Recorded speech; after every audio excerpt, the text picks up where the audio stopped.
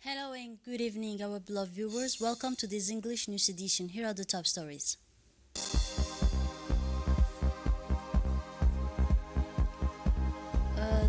The National Assembly open session with the ambitious policy statement. And on the international scene, Palestine perform first Tarawih prayers amid winds. Those were the headlines. Thanks for joining us in our newsroom. It was this morning, in accordance with the Republican principles and constitutional provision, the National Assembly opened its door for the first ordinary session of the year 2025 with a protocol ceremony including military honors rendered by the National Gendarmeries. The solemn ceremony was held under the chairmanship of His Excellency Mr. Dileita Mohamed Dileita, President of the National Assembly, and in the presence of His Excellency Abdul Qadir Kamil Mohammed, the Prime Minister, and member of the government elected officials in the nation, as well as many high-ranking personalities from various background also were present at this ceremony, member of diplomatic corps, representative of the international organization, general officials, local authorities, elected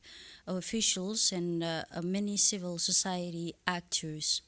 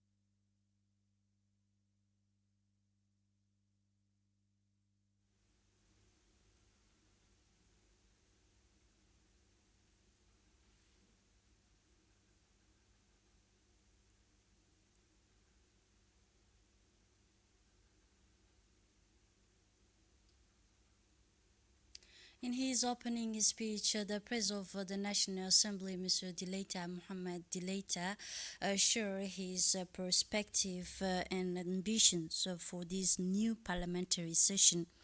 The President of the National Assembly paid a warm tribute to this prestigious distinction, which driven by the enlightened vision of the head of the state, His Excellency Ismail Margili, crowns decades of a commitment to continental unity and integration.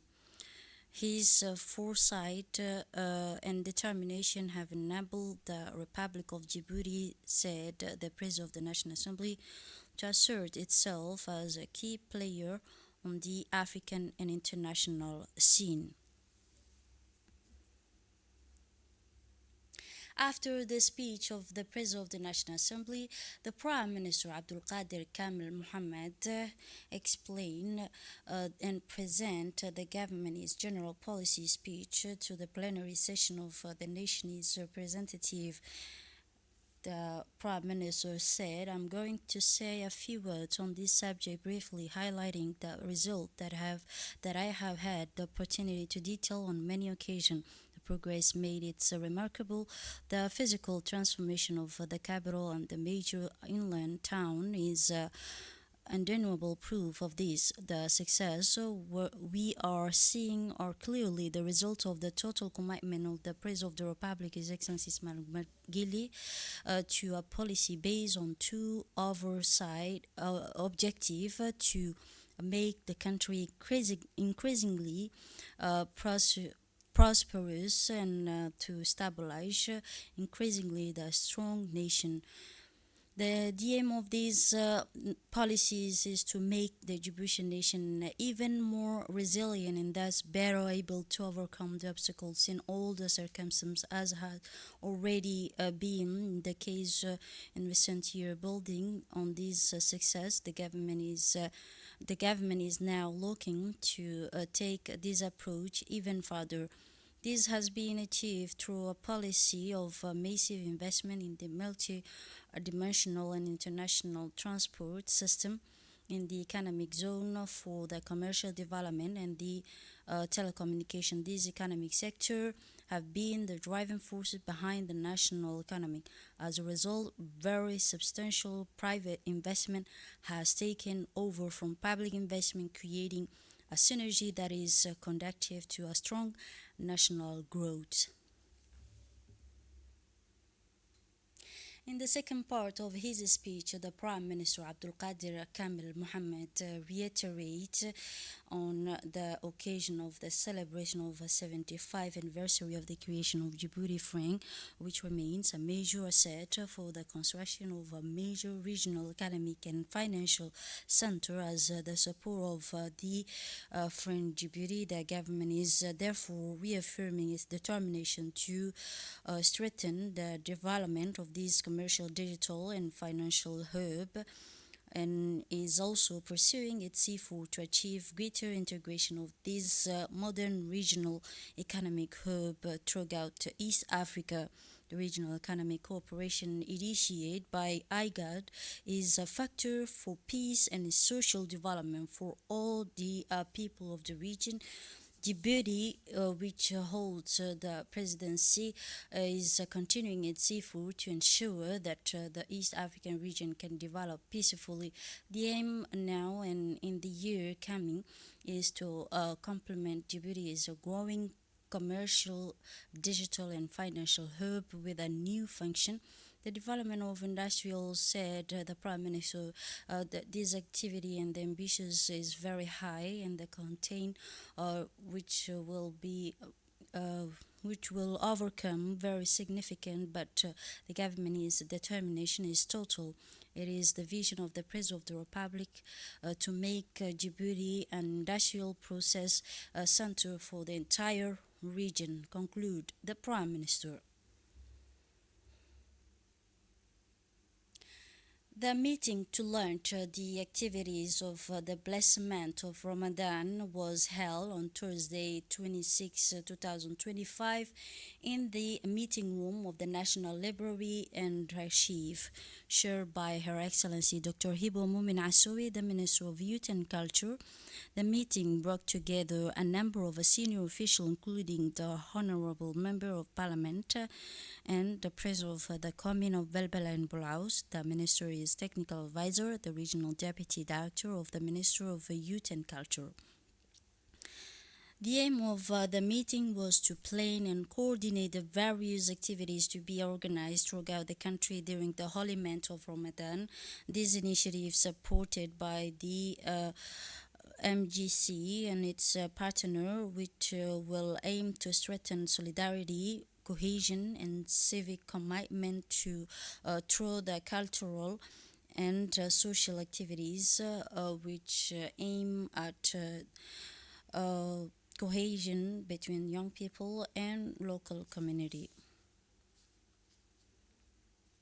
In his speech, the president of the commune of Bulaus and Belbela said in his speech and reaffirmed its commitment to offering young people space for sharing and reflection, but also the fulfillment during this blessment of Ramadan, the spirituality and fraternity.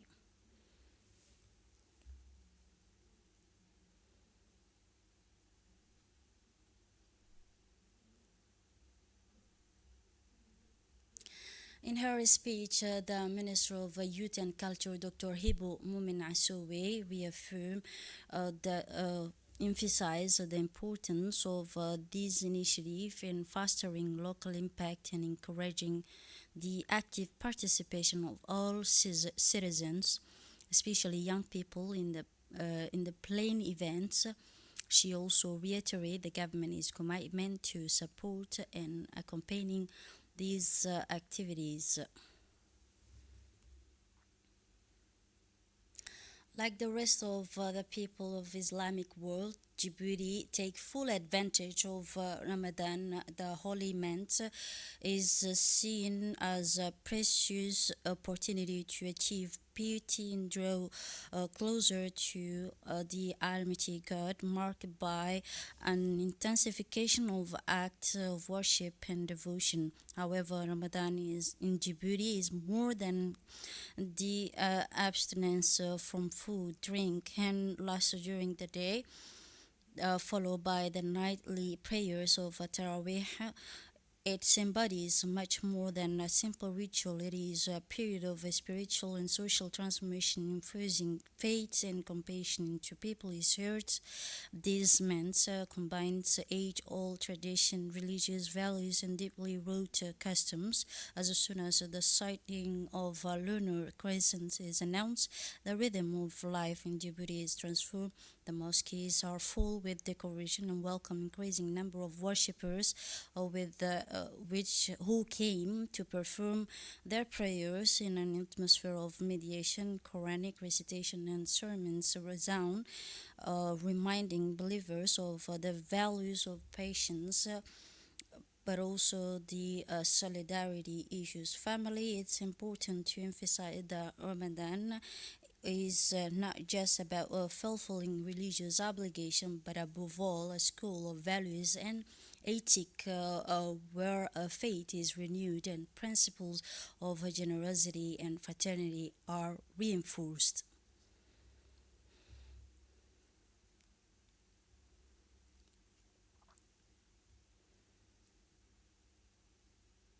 In Gaza, Palestinians performed their first Taraweeh prayers amid the ruins.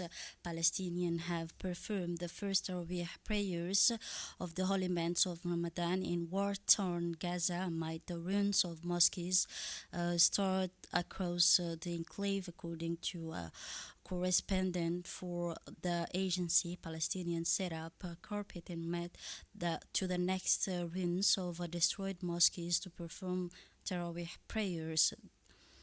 Today we are witnessing the first Taraweeh prayer among the ruins of a mosque next to the rebels. We are performing our great ritual praying to God to accept our deeds.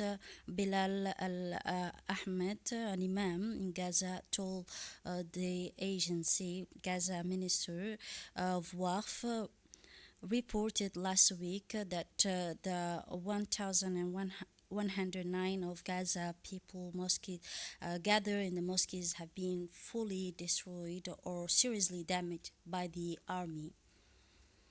Let's come back to the national news. Health news. The Minister of Health, Dr. Ahmed Robli Abdili, visit Al Sabih region last Friday. He was accompanied by the Deputy and Second Vice President of the National Assembly, Umar Ahmed Wais, and his parliamentary colleague.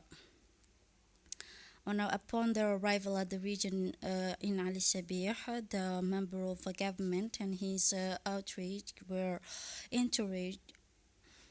received by the region's Prefect, Mr. Abdul Malik Mohammed Benoita, and the President of the Regional Council, Mr. Sharmaki Hassan Alali, in the reception room of Prefect's residence. The visit took place as part of the commissioning of medical equipment for the dialysis treatment at the Dr. Ahmed Absi Warsama Regional Hospital.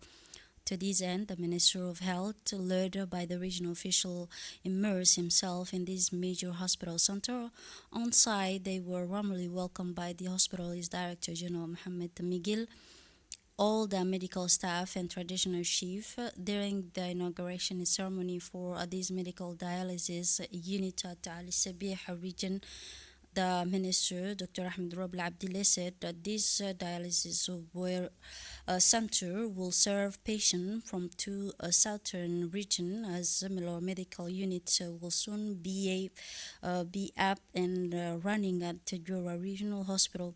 This will save patients having traveled to the capital. All medical dialysis center will be strengthened and modernized.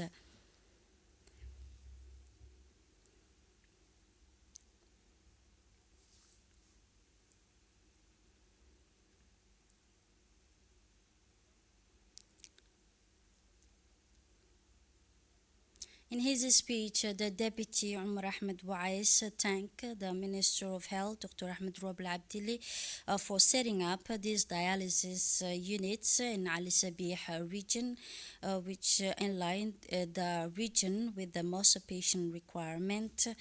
This delivery dialysis matching was promises made by the Minister of Health during his previous visit in Ali Sabih. He recalled that his visit was part of positive response to a major complaint aimed at better equipment in major regional hospital.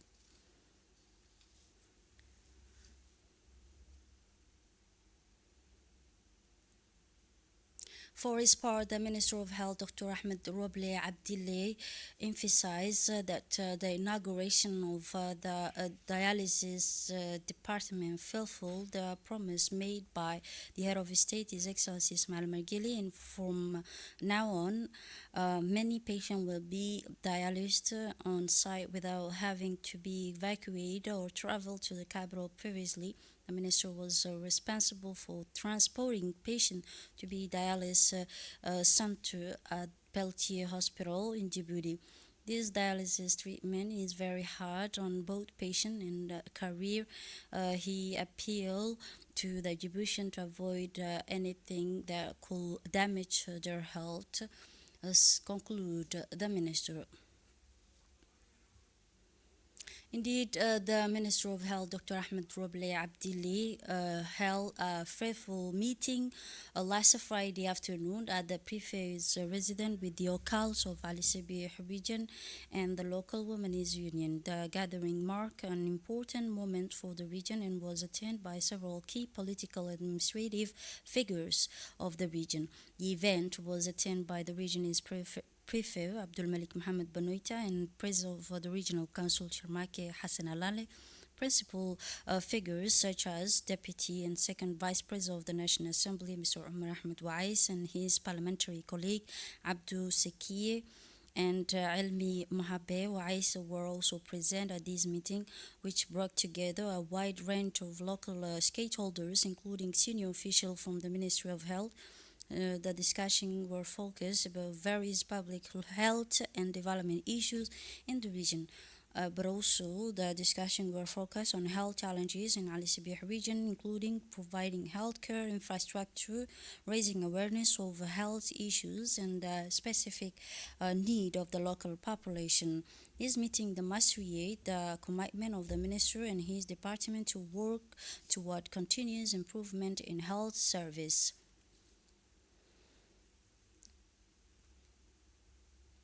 Still on national news, the Minister of Transport and shared by the Minister of Transport of the Republic of Cameroon and also the second meeting on Dakar Port Sudan rail project took place on 24 February 2025 in Jeddah, Saudi Arabia at the headquarters of Organization of Islamic Cooperation.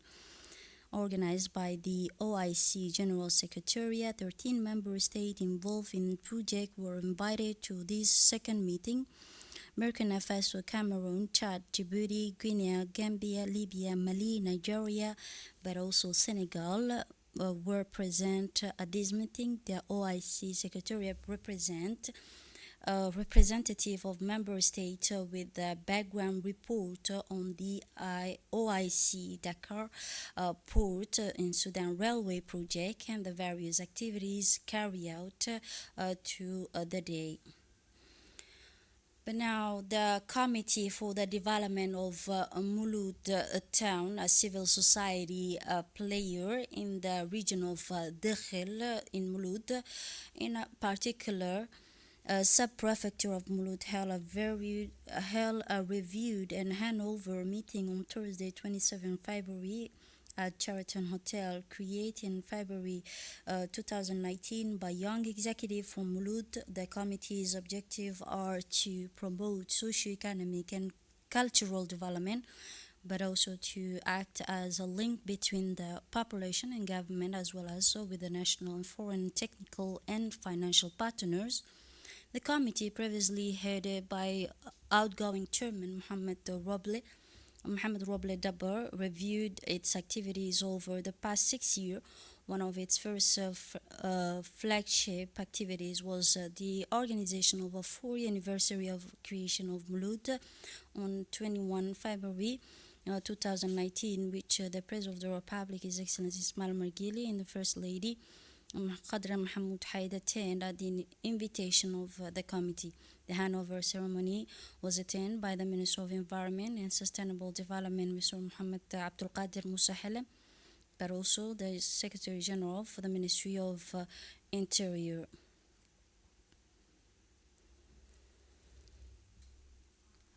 In his speech, the Minister Mohammed Abdul Qadir Musa Helem congratulated the committee in his speech, this outgoing chairman on their issues.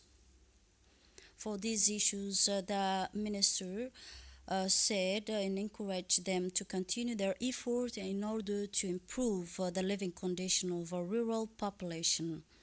The Minister also thanked the outgoing chairman and his team to undertake the continued work and to work alongside with the government. From 24 and 26 February, the Hotel Al Cassias Hotel has a key workshop dedicated to the validation of Djibouti's girls' education strategies, organized by the Ministry of National Education and Vocational Training in collaboration with the UNICEF and the Agency of French Development, known as AFD. This event marks a significant step in the country's commitment to improve girls' education. The workshop was chaired by Ms. Lula Ali Elabe, the Director General of Schooling and General Education.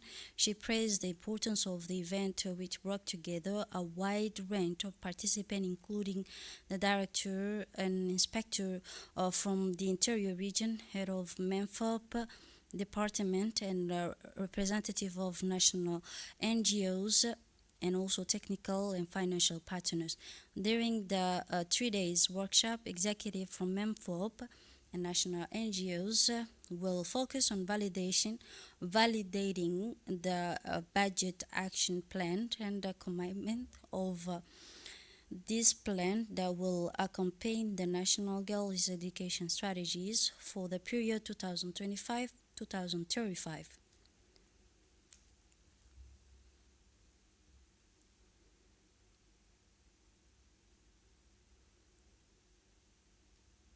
In his speech, the Secretary General of MENFOP emphasized this workshop represent not only, he said, a moment for collective reflection, but also a strong commitment to the educational future for young girls in Djibouti by bringing together key players to address these issues. And now moving on to the international scene, Palestine in Gaza. Palestinians performed the first Tarawih prayer amid the winds. Palestinians performed the first Tarawih prayer of the holy month of Ramadan in war-torn Gaza amid the ruins of mosques scattered across the enclave. Palestinians set up carpets and mats next to the ruins of destroyed mosques to perform the Tarawih prayers for this blessment of Ramadan. This is it for this edition. Thanks for watching and have a wonderful evening.